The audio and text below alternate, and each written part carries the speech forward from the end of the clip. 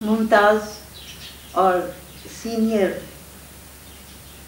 ادیبہ کہانی نویس محترمہ نیلم احمد بشیر کی کتاب ایک تھی ملکہ خوبصورت کہانیوں کا مجموعہ۔ نیلم احمد بشیر اپنی کہانیاں زندگی سے کشید کرتی ہیں، انہیں کہانی تلاش کرنے کہیں دور نہیں جانا پڑتا، بلکہ کہانیاں ان کے پاس آس پاس بکھری ہوئی انہیں مل جاتی ہیں۔ وہ خود کہتی ہیں کہ لوگ پوچھتے ہیں کہانیاں کہاں سے ملتی ہیں،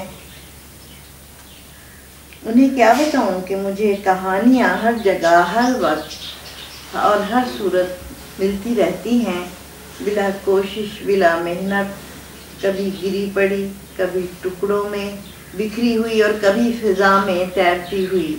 مجھے انہیں ڈھونڈنے کی کبھی ضرورت ہی پیش نہیں آئی۔ وہ لاتعداد کبوتروں کی طرح میرے آس پاس اڑتی پھڑپھڑاتی پھرتی ہیں۔ میں دانہ ڈالتی ہوں تو وہ چگنے کے لیے ہتھیلی پر آ بیٹھتی ہیں، اور یہیں سے میرا اور ان کا دوستانہ شروع ہو جاتا ہے۔ یہ نیلم احمد بشیر صاحبہ کی اپنی کہانیوں کے بارے میں وہ کہاں سے کہانیاں تلاش کرتی ہیں یا کہانیاں انہیں تلاش کر لیتی ہیں۔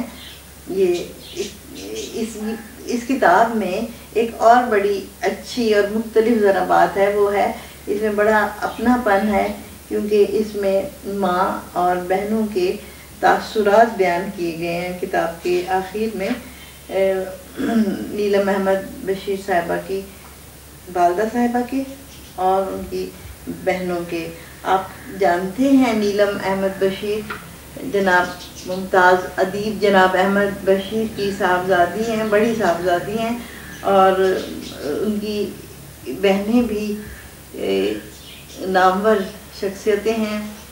اپنے اپنے شعبوں میں انہوں نے بہت نام کمایا ہے۔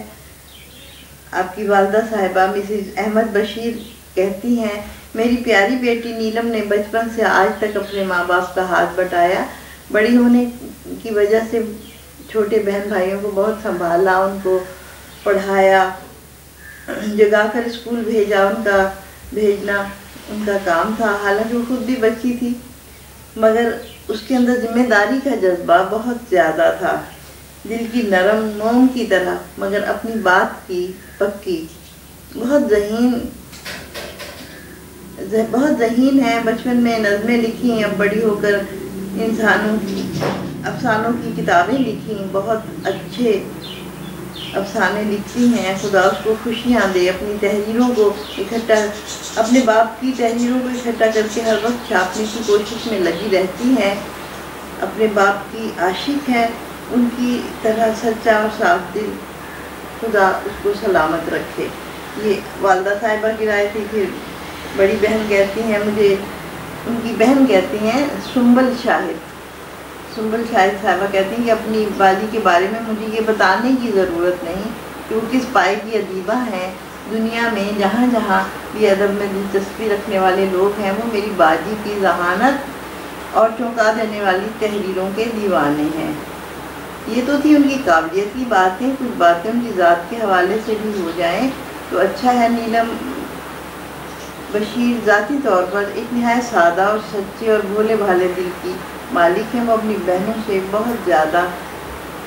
بہنوں کے بارے میں بہت زیادہ حساس ہیں۔ اس کے علاوہ بھی انہوں نے کچھ باتیں لکھی ہیں، لیکن ان کا مفہوم یہی ہے۔ ایک اور معروف شخصیت جو ان کی بہن ہے بشرا انصاری، وہ کہتی ہیں کہ نیلم احمد بشیر ایک افسانہ نگار، ایک اصول پسند عورت۔ اپنی بہن کے بارے میں تو ہر کوئی اچھا ہی سوچتا ہوگا، مگر میری یہ بہن واقعی کچھ خاص ہے۔ ایسی بہن جس میں ماں اور بہن دونوں ہی موجود ہیں۔ بچپن کے ہر مشکل مرحلے میں نیلم باجی نے مجھے ماں کی طرح گائیڈ کیا۔ بحیثیت افسانہ نگار بے حد حساس اور خوبصورت بنت کے ساتھ کہانی کو بیان کرنا اور معاشرے کی کہانیوں کو یوں لکھنا کہ وہ آپ کی اپنی کہانی بن جائے اور آپ اسے خود سے قریب پر محسوس کریں۔ یہ نیلم کا ہی خاصہ ہے۔ لفظ وہ جو آپ کے اپنے ہوں، جملہ وہ جو آپ کے دل کی آواز ہو، یعنی آپ پڑھتے جائیں تو آپ کی اپنی روح سے ملاقات ہو جاتی ہے۔ تو سب کی وہی کہانی ہے، مگر ان کو دیکھنے اور کا زاویہ اپنا اپنا۔ کہانیاں تو سب وہی ہوتی ہیں، مگر انہیں دیکھنے کا زاویہ اپنا اپنا ہوتا ہے۔ پھر اس زاویے کو آپ کو کتنا قریب محسوس کرتے ہیں، میری باجی کی تحریروں کو پڑھ کر دیکھیں۔ ان کی ایک اور بہن نے لکھا ہے کہ میرا نام اسما ہے، نیلم احمد بشیر کی سب سے چھوٹی، ان کی شاید سب سے پیاری بہن، کم سے کم میں تو یہی سمجھتی ہوں۔ باجی پیار کا سمندر ہے اور اس طرح گہری بھی ہے، اور اسی طرح گہری بھی ہے، ذہین فتین اتنی کہ ان سے بات کرنے سے پہلے سوچنا پڑتا ہے کہ ہم کچھ غلط نہ کہہ دیں۔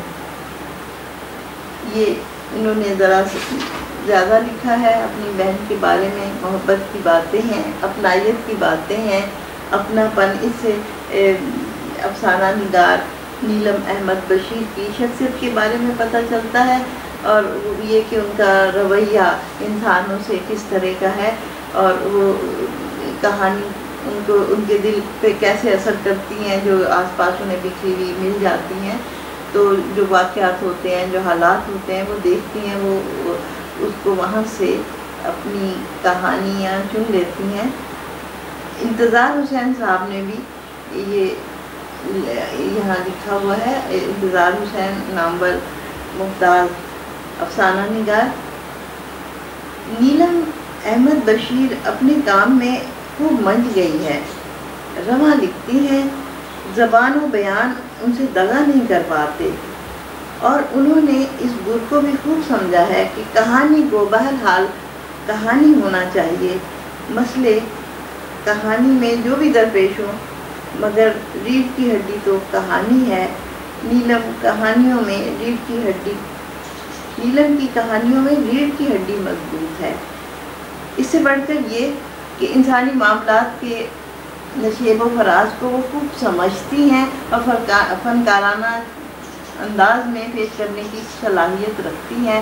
انہوں نے اپنی کہانیوں میں آج کی انسانی معاملات، مسائل کو خوبی سے پیش کیا ہے، بلکہ آج کے بعض حساس مسائل پر بھی قلم اٹھانے کی جرت کی ہے، اور بہت فنکارانہ چابک دستی سے انہیں بیان کیا ہے۔